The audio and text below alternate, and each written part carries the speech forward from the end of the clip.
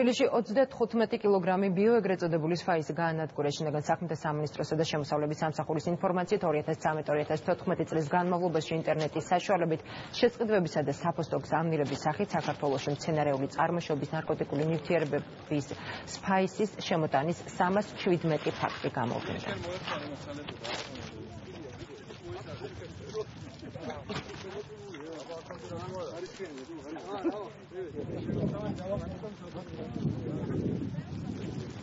ბიო ეგრეთ წოდებული სფაისები საქართველოს შემოდის საფოსტო გზავნილების საშუალებით, ისინი მკაცრად კონტროლდება შემოსავლების სამსახურის მიერ, თუმცა ასევე ევაკონტროლებთ გზავრებსაც.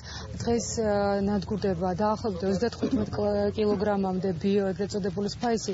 მისი ღირებულება შესყიდვის მომენტისათვის არის დაახლოებით 250,000 ლარი, ის რაც ეხა ამ წუთში ნადგურდება. კანონი შევიდა 1 მაისიდან ძალაში, შესაბამისად ძალიან მნიშვნელოვანი არის ის შედეგები, რომლებსაც ვიმკით უკვე კანონთან დაკავშირებით. ეს კანონი მიმართული არის, რა თქმა უნდა, პირველ რიგში იმაზე, რომ საქართველოში არ შემოვიდეს ან საერთოდ არ შემოვიდეს მოკლედ ეს ახალი ფსიქოაქტიური ნივთიერებები.